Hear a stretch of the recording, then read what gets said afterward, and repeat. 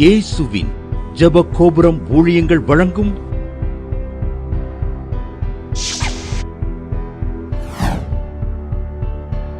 நம்பிக்கையிலே சந்தோஷமாயிருங்கள்.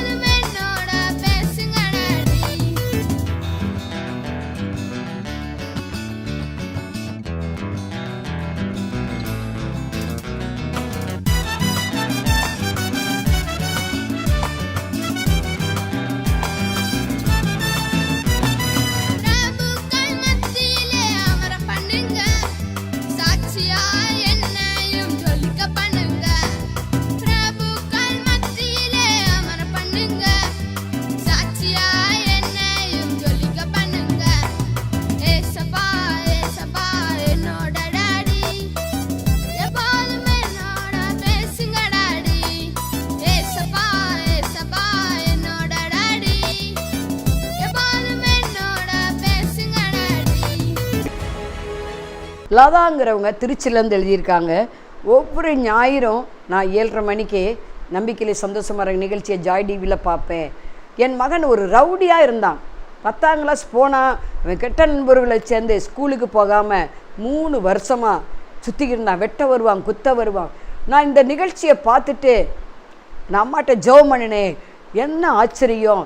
அவனை கர்த்தர் கெட்ட பழக்கத்திலேருந்து விடுதலை கொடுத்தார், கெட்ட நண்பர்லேருந்து விடுதலை கொடுத்தார். இப்போ டுட்டேரியனில் 10th பரீட்சை எழுதும்படி அடுத்த மாதம் எழுதும்படி கர்த்தர் கிருபை தந்திருக்காரு. கர்த்தருடைய நாமம் மகிமைப்படுவதாக. இப்போ என் பையனை மாற்றி கொடுத்த தேவனுக்கு நன்றின்னு லதாங்கிறவங்க திருச்சியிலேருந்து எழுதியிருக்காங்க. ஆண்டவராக இயேசு கிறிஸ்து நாமத்தினால வாழ்த்துக்களை தேவ சமூகத்திலிருந்து உங்களுக்கு கூறுகிறோம். இந்த நம்பிக்கையிலே சந்தோஷமா இருங்கள் நிகழ்ச்சிக்கு உங்களை அன்போடு கூட வரவேற்கிறோம். ஒவ்வொரு ஞாயிறு மாலை 7:30 மணிக்கு ஜாய் டிவியில் நம்பிக்கையிலே சந்தோஷமா இருங்கள் நிகழ்ச்சி ஒளிபரப்பப்பட்டு வருகிறது. ஒவ்வொரு வெள்ளிக்கிழமையும் காலை 8:15 மணிக்கு நம்பிக்கை டிவியில் நம்பிக்கையிலே சந்தோஷமா இருங்க நிகழ்ச்சி ஒளிபரப்பப்பட்டு வருகிறது. அதே போல் ஒவ்வொரு வேலைக்கிழமையும் ஜாய் டிவி யூடியூப்பில் இரவு 8 மணிக்கு துதி ஆராதனை ஜெபம் ஒளிபரப்பப்பட்டு வருகிறது. ஒவ்வொரு மாதமும் 1ஆம் தேதி ஈவினிங் 7 மணிக்கு ஜாய் டிவி யூடியூப்பில் வாக்குத்தத்த துதி ஆராதனை ஜெபம் ஒளிபரப்பப்பட்டு வருகிறது. ஒவ்வொரு மாதமும் தேவனால் எல்லாம் கூடும் பத்திரிகை வெளியிடப்பட்டு வருகிறது. ஒவ்வொரு மாதமும் 3வது சனிக்கிழமை 7 மணி நேரம் துதி ஆராதனை ஜெபம் நடக்கிறது. ஒவ்வொரு வெள்ளிக்கிழமையும் தேவனால் எல்லாம் கூட உபவாச ஜெபம் நடக்கிறது. இந்த ஊழியங்களுக்காக ஜெபம் பண்ணுங்கள். அல்லேலூயா அல்லேலூயா.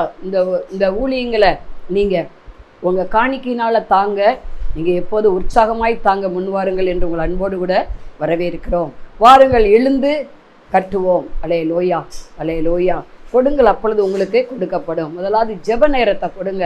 அடுத்து கர்த்தர் உங்களை ஆசீர்வதித்ததில் இருந்து ஏதாவது கொஞ்சம் என்ன செய்யலாம், ஆண்டவருக்குன்னு நம்ம கொடுக்க வேண்டும். ஆண்டவருக்குன்னு செய்ததெல்லாம் பரலோக ராஜ்யம் வந்துடும்.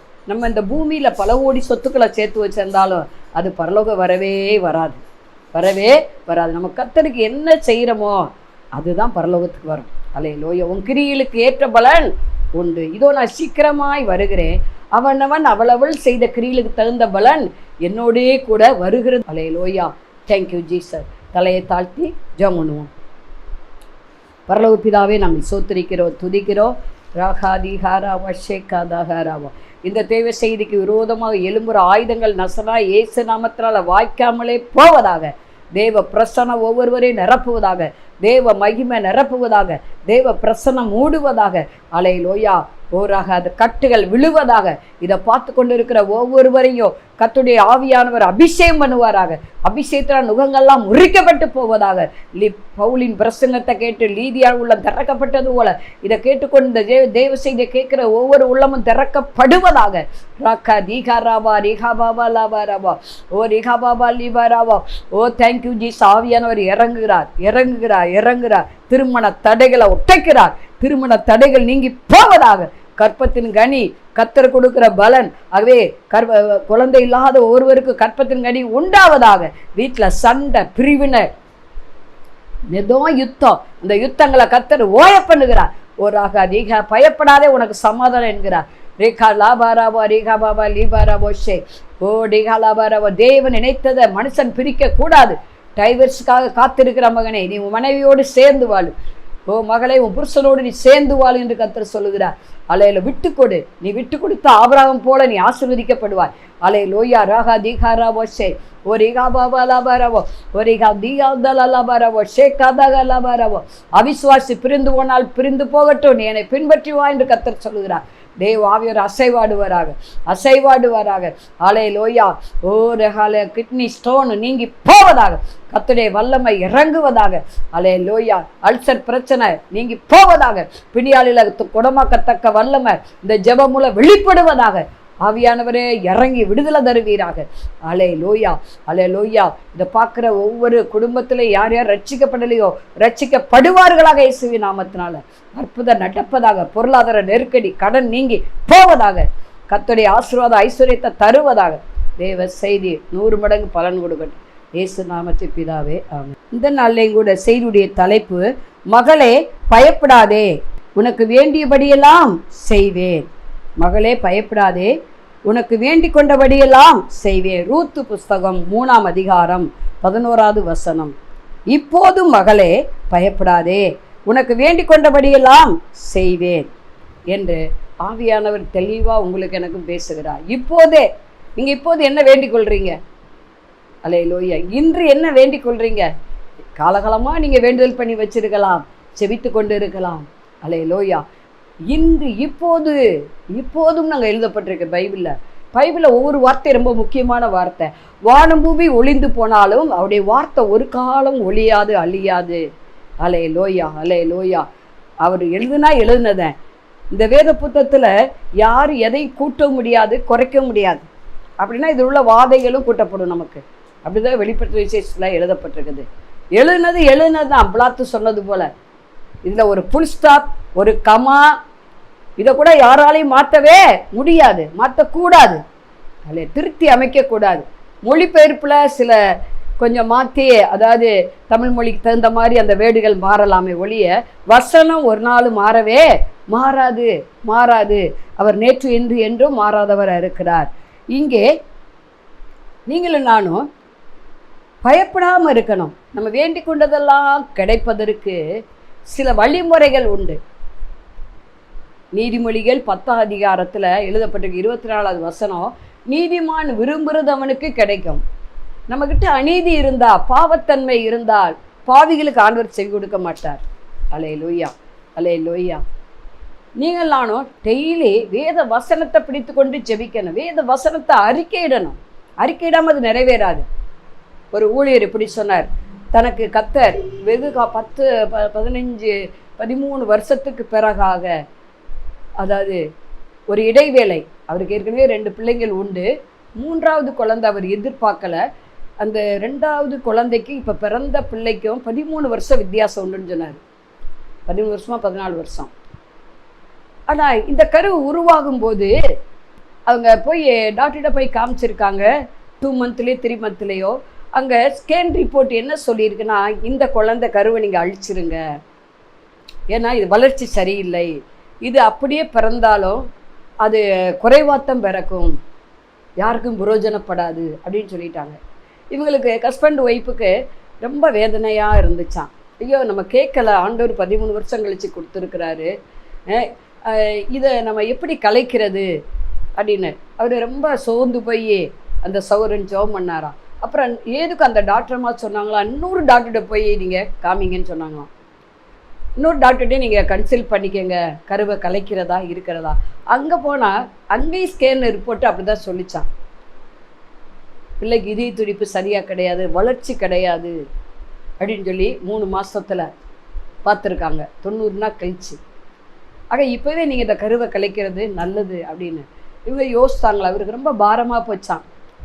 அப்போ உட்காந்து ஜெபம் பண்ணியிருக்காரு, ஆண்டவரே எனக்கு ஒரு வார்த்தை கொடுக்க மாட்டீரா, டாக்டர் ரிப்போர்ட் இப்படி இருக்குது, நீங்கள் என்ன சொல்கிறீங்க ஆண்டவரே, கருவை உண்டாக்கினவர், என் தாயின் கருவில் உங்களுடைய கண்கள் கண்டதேன்னு இருக்கு, அவைங்களில் ஒன்று கூட உருவாகும் முந்தியே அவையெல்லாம் புஸ்தகத்தில் எழுதப்பட்டது என்று இருக்கிறதே அப்படின்னு.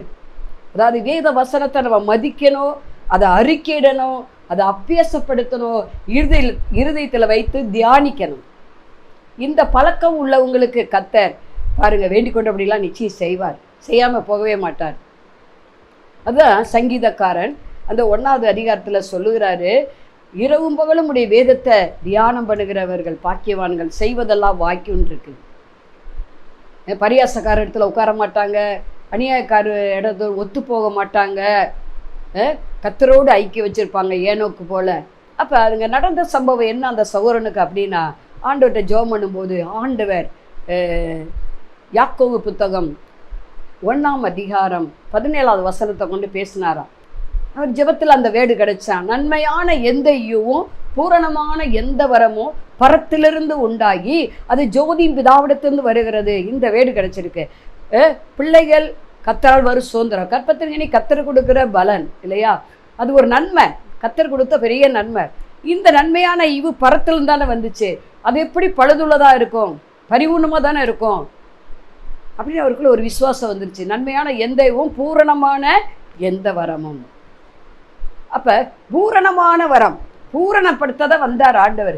இந்த குழந்தைக்கு நிச்சயம் அப்போ பழுது இருக்காது, இந்த நன்மையான ஈவு பரத்திலிருந்து வந்ததுன்னு சொல்லி அந்த வாக்குத்தத்தத்தையே சொல்லிக்கிட்டே இருந்தாரா. இவர் யாருக்கிட்டையும் சொல்லவில்லை அந்த வார்த்தையை. டாக்டர் சொன்ன ரிப்போர்ட்டையும் யார்ட்டையும் சொல்லலை. ஹஸ்பண்ட் ஒய்ஃபும் நம்ம ஜெபம் பண்ணுவோம், மரியாளோ சிந்தித்து கொண்டு இருந்தால் இருக்கு. இன்றைக்கி அநேகிட்ட போய் நம்ம சொல்கிறதுனால ஊழியக்காரங்க பல ஊழியக்காரங்க இதை பற்றி நம்ம கேட்டோம்னா என்ன சொல்லுவாங்க, ஒருத்தர் அழிச்சிருப்பாங்க, ஒருத்தர் இருக்கட்டும்பாங்க. அது இல்லை, நம்ம ஆண்டவர் என்ன சொல்கிறாரு அப்படிங்கிறது ரொம்ப முக்கியம். ஜெபிக்கிறவங்க முதலாவது ஆண்டவர் சமூகத்துக்கு தான் போவாங்க. அப்போ அந்த வேடை வச்சு அவர் ஜெபம் பண்ணிகிட்டே இருந்தாராம். அந்த வேடு ரொம்ப முக்கியம். வேதத்தில் உள்ள வாக்குத்தத்தங்கள் 30,000க்கு மேலாக எழுதப்பட்டிருக்குது. வாக்குத்தத்தமானது நமக்கும் நம்முடைய பிள்ளைகளுக்கும் கர்த்தராகிய தேவன் தூரத்திலிருந்து வரவழைக்கும் யாவருக்குரியது. அந்த வாக்குத்தத்தத்தை அவர் சொல்லிக்கிட்டே இருந்தாராம். இப்போ குழந்தை பிறந்து 4 மாதம் ஆச்சு. எங்கே போய் ஸ்கேன் போட்டு பார்த்தாலும் அந்த பிள்ளைக்கு ஒரு குறை இல்லை. அல்லேலூயா, சூப்பராக இருக்குன்றாங்க. காரணம் என்ன? அன்னைக்கு அந்த டாக்டர் ரிப்போர்ட் சொல்லிச்சு. இன்னைக்கு டாக்டர் ரிப்போர்ட் என்ன சொல்லுது? வளர்ச்சி நல்லா இருக்கு. சிசேரியன் படி தான் குழந்தை, அழகான ஆண் குழந்தை பிறந்துச்சு. 5 கிலோ வெயிட்டுன்னு வேற சொன்னாங்க. பாருங்களே, கர்த்தர் நன்மையானது தான் தந்தாரு, தீமையானது தர மாட்டார். தீமை பாரா சுத்த கந்தார்.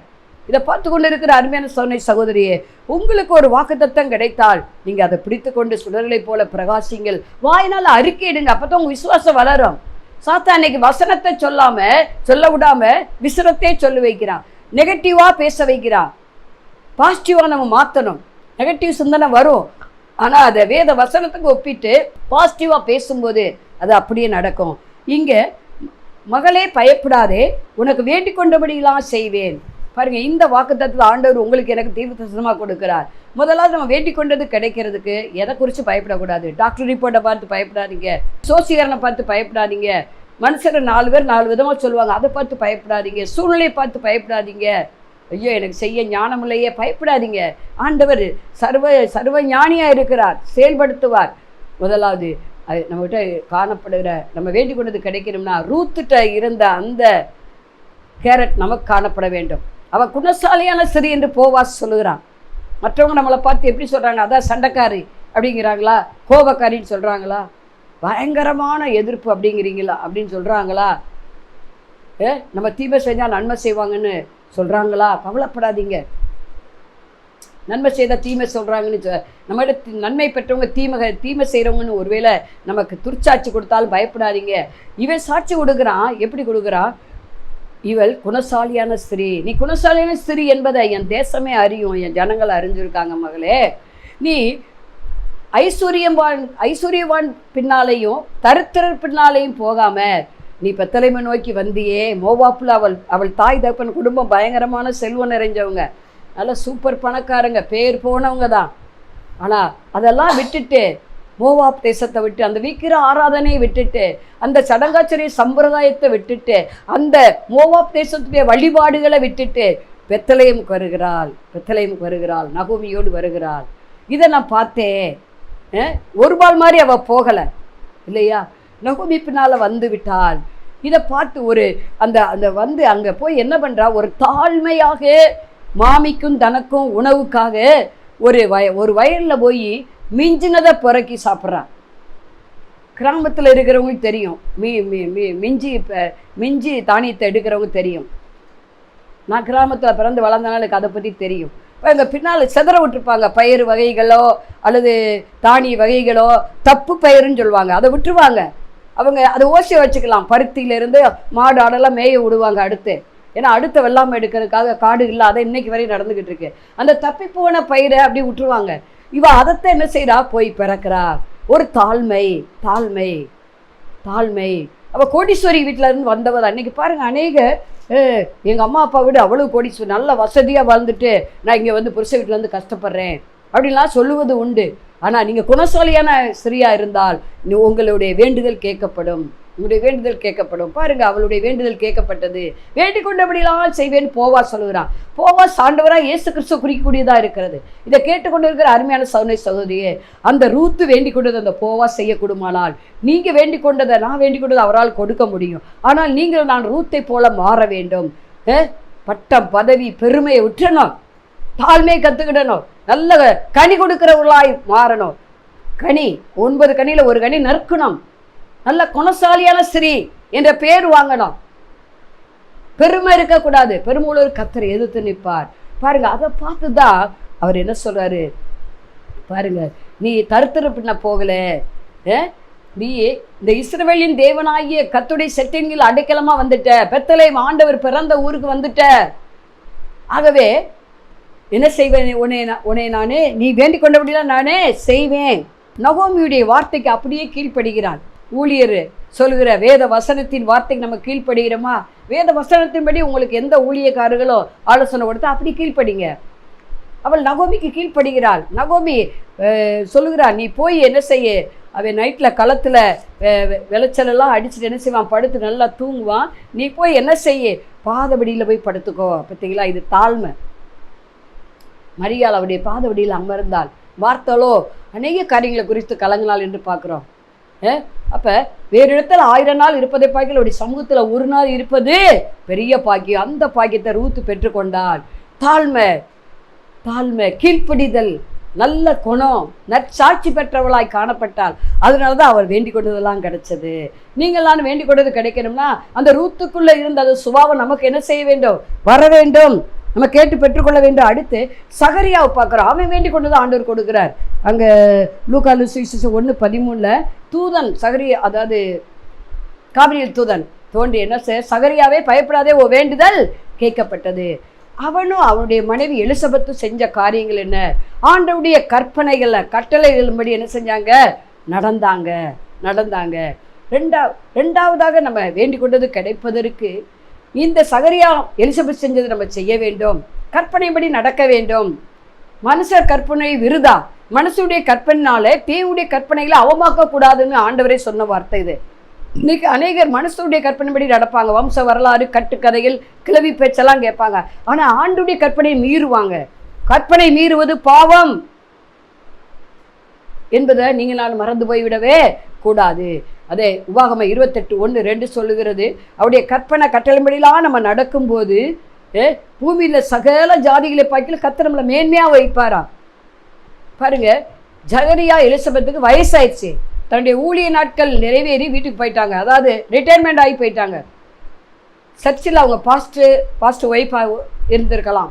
அவங்க வேலை பார்க்குறாங்க, அவங்க ரிட்டையர்மெண்ட் வந்துருச்சு, வீட்டுக்கு போயிட்டான் இருக்கு. அதுக்கப்புறம் ஆண்டவர் என்ன செய்கிறாரு, கற்பத்துக்கு அணியை கொடுக்குறார், நல்ல ஒரு யோவான் சனனை கொடுக்குறார். ஆண்டவருக்கு வயது ஒரு பொருட்டல்ல, வேலை ஒரு பொருட்டல்ல, அவருடைய வேலைன்னு ஒன்று வரணும். நல்ல ஒரு தீர்க்கதரிசி ஆண்டவர் கொடுத்தார். ஸ்திரீகளுக்குள்ளே அப்படிப்பட்ட ஒரு தீர்க்கதரிசி முன்னும் பிறக்கலையாம் பின்னும் பிறக்கலையாம். யோவான் சானகன் இயேசுக்கு வழியை ஆயத்தம் பண்ணின முதல் சுவிசேஷகனாய் வருகிறான். அவன் வனாந்தரத்தில் கூப்பிடுகிற சத்தமாய் காணப்படுகிறான்.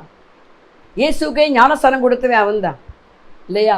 அப்போ சொல்லில் செயலில் ஒரு வல்லமையில தீர்க்கதரிசி ஆண்டவர் கொடுக்கிறார். இதை கேட்டுக்கொண்டு இருக்கிற அருமையான சௌனை சௌகரியம், உங்களுக்கு கூட ஒரு குழந்தை பாய்க்கு இல்லாமல் இருக்கலாம், வயசு ஆயிருக்கலாம். உங்களுக்கு சகரியா எலிசபெத் செஞ்சது மாதிரி நீங்கள் அவருடைய கற்பனைப்படி நடங்க, கட்டளைப்படி நடங்க, வாக்குத்தத்தத்தை சொல்லி நீங்கள் ஜெபம் வரலாம். கர்த்தருடைய நாள் வரும், அப்பொழுது உங்களுக்கு அப்படிப்பட்ட ஒரு தீர்க்கதரிசியை தர வல்லவராக அவர் இருக்கிறார். மூன்றாவதாக லூக்கா சுவிசேஷம் 22:32 உன் விசுவாசம் ஒளிந்து போகாதபடி நான் என்ன செய்கிறேன், உனக்காக வேண்டுதல் பண்ணுகிறேன். நம்ம விசுவாசம் ஒளிந்து போகாதபடிக்கு ஆண்டவரே நமக்காக என்ன செய்யறான், விண்ணப்பப்படுகிறான். அதுக்கு பேதுருக்கு சொல்லப்பட்ட வார்த்தை அது. ஏன்னா சொல்லவினால் படைப்பது போல பிசாசான உத்தரவு கேட்டுக்கொண்டான். நம்ம விசுவாசத்தை மறுதளிக்கணும், நம்ம நரகம் போகணும், அதுதான் பிசாசுடைய திட்டம். ஆனால் ஆண்டவர் நம்ம விசுவாசிக்க முடியாத நேரத்தில், அறிக்கையிட முடியாத நேரத்தில் அவரே என்ன செய்கிறாரு, அப்படி ரத்தம் இன்னைக்கும் பரிந்து பேசி கொண்டு இருக்கிறது, நமக்காக வேண்டுதல் செய்கிறார். அது மாத்திரமல்ல, ஆவியானவர் ரோமர் 8:26 சொல்லுகிறது, ஆவியானவர் தாமே நமக்காக வேண்டுதல் செய்கிறார். நம்முடைய பலவீன மத்தியில் ஜெபிக்க முடியாத நேரங்களில் யார் வேண்டுதல் பண்ணுகிறார், ஆண்டவர் வேண்டுதல் பண்ணுகிறார். ஆவியானவர் பிதாவாகிய தேவன் நோக்கி வேண்டுதல் செய்கிறார். ஆகவே நம்ம வேண்டுதல் நிச்சயம் கேட்கப்படும். நம்ம வேண்டிக் கொண்டபடி ஆண்டவர் நிறைவேற்றுவார். பிசாசின் சோதனையிலிருந்து நம்மளை மீட்டுக் கொள்ளுவார். ஐயோ எனக்கு பிசாசு தொல்லை தாங்க முடியல, இந்த மனுஷன் தொல்லை தாங்க முடியலன்னு நினைக்கிறீங்களா, ஆண்டவர் உங்களுக்காக வேண்டிக் கொண்டு என்ன செய்வார், அந்த கஷ்டத்திலிருந்து விடுதலை தருகிறார். அதே போல் மார்க் 1:40 சொல்கிறது, அங்கே ஒரு குஷ்டரோகி ஒருவன் ஆண்டவரை தேடி வருகிறான். அந்த நாட்களில் குஷ்டரோகி ஊருக்கெல்லாம் வரக்கூடாது. இவன் ஆண்டவரை தைரியமாக தேடி வருகிறான். முழங்கால் படிட்டு கேட்குற, ஆண்டவரை உமக்கு சித்தமானால் என்னை சுத்தமாக்க உம்மால் ஆகும். ஆண்டவர் என்ன சொல்கிறாரு அப்படின்னு வேண்டிக் கொண்டானா. அந்த குஷ்டரோகியை பார்த்து ஆண்டவர் கை வச்சு தொட்டு என்ன செஞ்சார், சுகம் கொடுத்தார். நாள்பட்ட வியாதியாக இருக்கலாம், நாள்பட்ட வம்ச வரலாறு ஒரு சாப நோயாக இருக்கலாம், சுகரு, ப்ரெஷரு, கிட்னி பிரச்சனை, காற்று பிரச்சனை, இப்படி தொன்று வரலாம். ஆண்டவர் அதை இன்னைக்கு நீக்கி போடுகிறார். அவர் நீக்கி போடுகிறார். வேண்டுதல் கேட்கப்பட்டது. ஏன்னா இனி ஒரு சாவும் இல்லை என்று சொல்லி வெளிப்படுத்த விசேஷம் 22:3 சொல்லுகிறது. எப்படி நம்ம புறஜாதிக்குள்ள சாபமாக இருந்தோமோ அப்படியே ஆசீர்வாதமாக இருப்போம்னு சொல்லி சகரியா 8:13 சொல்லுகிறது. இதை பார்த்து கொண்டிருக்கிற அருமையான சகோதரனை சகோதரியே, உங்கள் வேண்டுதல் கேட்கப்பட்டது. பாவ நீங்கணும், சாப நீங்கணும், நோய் நீங்கணும், கட்டுகள் உடையணும், செய்வன கட்டு உடையணும் நீங்கள் வேண்டிக்கிட்டு இருக்கீங்களா? ஆண்டவர் இன்றைக்கு உங்கள் வேண்டுதல் கேட்கப்பட்டது, நீங்கள் விடுதலையானீங்க என்று சொல்லுகிறார். மத்தேயு 9 கடைசியாக மத்தேயு 9:37 தம்முடைய சீசர்களை நோக்கி அறுப்பு மிகுதி வேலையாட்களை கொஞ்சம். அடுத்து நம்ம வேண்டிக் கொள்ள வேண்டியது என்னன்னா, ஊழியர்களுக்காக நம்ம என்ன செய்யணும்? கண்டிப்பாக ஜெபிக்கணும். மிஸ்வரிகளுக்காக ஜெபிக்கணும். 5 வகை ஊழியர்களுக்காக எல்லா வித திருச்சபைகளையும் ஆவி ஊற்றப்படும்படி தேவ சித்த எல்லா சபையாரும் செய்யும்படி நம்ம என்ன செய்யணும்? கண்டிப்பாக ஜெபிக்கணும். அப்படி ஜெபிக்கும் போது கர்த்தர் என்ன செய்வார்? அதுக்கு ஏற்ற பலன் நமக்கு தருவார். நம்ம நினைத்ததை விட வேண்டிக் கொண்டதை விட அதிகமாக கண்டிப்பாக செய்வார். அது மாத்திரமல்ல, நம்ம துன்ப மத்தியில், பாடுகள் மத்தியில் யோபு சிநேகிதனுக்காக வேண்டிக் கொண்டது போல நாமும் பிறருக்காக, தேசங்களுக்காக, மக்களுக்காக, நாட்டுக்காக ஜெபிக்கும் போது கர்த்தர் என்ன செய்வார்? இரட்டிப்பான நன்மையை தருவார். தலை தாழ்த்தி ஜெபணும். பரலோக பிதாவே, நாங்கள் ஸ்தோத்திரிக்கிறோம், துதிக்கிறோம். பயப்படாதே மகளே, இப்போது நீ பயப்படாதே, நீ வேண்டிக் கொண்டபடி நான் செய்வேன். இதை பார்த்து கொண்டு இருக்கிற யாராக இருந்தாலும் சரி, அவங்க வேண்டிக் கொள்ளுகிறத நீ தந்து அவங்களை கனம் பண்ணுங்க, மகிழ்ச்சி ஆக்குங்க. சகரியாவை எலிசபெத்தை மகிழ்ச்சி ஆக்கினீரே, ரூத்தை மகிழ்ச்சி ஆக்கினீரே, நகோமியை மகிழ்ச்சி ஆக்கினீரே. அல்லேலூயா. ராகா தீகா பாபா லாபா. ஜெபிக்க முடியாத நேரத்தில் நீர் எங்களுக்காக ஜெபிக்கிறீர் என்று விசுவாச அறிக்கையிட அதன் நிமித்தம் ஆண்டவரே சாத்தான் பிரச்சனைகள் நீங்க, சூனியக்கட்டு மந்திரக்கட்டுலாம் உடைய கர்த்தரை அனுக்கிரம் பண்ண முடியாது ஜெபிக்கிறோம். ஊழியத்துக்காக ஜெபிக்கணும். ஆண்டவரே ரிகா சபாலாவாராவா சபையில் இணைந்து ஊழியம் செய்யணும். கர்த்தர் அதுக்கான கிருபை தரும்படியா ஜெபிக்கிறோம். யோபு சிநேகிதனுக்காக வேண்டிக் கொண்டது போல வேண்டிக் கொள்ள கர்த்தர் கிருபை தாங்க. அல்லேலூயா. ராகா தீகா பாபா லீபா ராபா. ஆவியானவரே இறங்க, அபிஷேக நதி ஒவ்வொரு மேலே இறங்கி வரட்டும், கட்டுகள் ஒட்டைக்கப்படட்டும். அல்லேலூயா. பரிசுத்த ஆவி அந்நிய பாஷை பெறாத ஒவ்வொருவரும் இப்போது பெற்றுக்கொள்வார்களாக. ராகா தீகா ராபாஷே ஓ ராகா தீகா பாபா லாபரவோ ஓ ரிகா சப தீகா பாபா லாபரவோ ரிகா பாபா லாபரவோ. Thank you Jesus. Oh thank you Jesus. Exam எழுதிட்டு காத்திருக்கிற அருமையான சகோதரியே, உங்கள் பிள்ளைகள் நல்ல மார்க்குகள் வாங்கும்படி கர்த்தர் கிருபை தருகிறார். வேலை கிடைக்கும், இந்த ஆண்டு நிச்சயம் உங்களுக்கு வேலை கிடைக்கும் என்று சொல்வதற்காக நன்றி. இயேசு நாமத்தை பிதாவே, ஆமென். மாணவர்களே, அதிசய கல்வாரி ஊழியங்கள் மூலம் ஒவ்வொரு மாதமும் தேவனால் எல்லாம் கூடும் பத்திரிகையை நாங்கள் வெளியிடுகிறோம். தேவ சமூக பாடல்கள் DVD, ACD இந்த பாடல்களை நாங்கள் வெளியிடுகிறோம். அதிசய கல்வாரி ஊழியம் இது தீர்க்க தரிசன ஜெப ஊழியமாக நடைபெறுகிறது. இந்த ஊழியங்களுக்காக ஜெபிக்க, காணிக்கையை அனுப்ப தாங்க மறவாதிருங்கள். ஜெபிக்கிற, கொடுக்கிற, உழைக்கிற உங்கள் ஒவ்வொருவரையும் ஆண்டவர் தாமே ஆபிரகாமை ஆசீர்வதித்தது போல சகல விதத்திலும் உங்களை ஆசீர்வதிப்பாராக. ஆமென். அன்பிற்குரியவர்களே, இந்த ஊழியத்தை உங்கள் காணிக்கைகளால் தாங்குபவர்களின் கவனத்திற்கு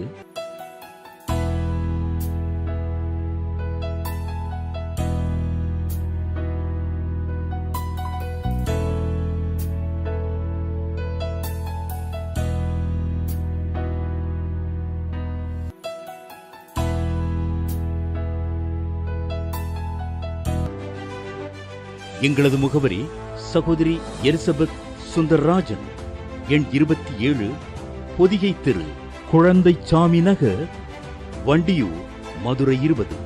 செல்போன் எண்கள் 9484177765 9095328172 மற்றும் 9439308550.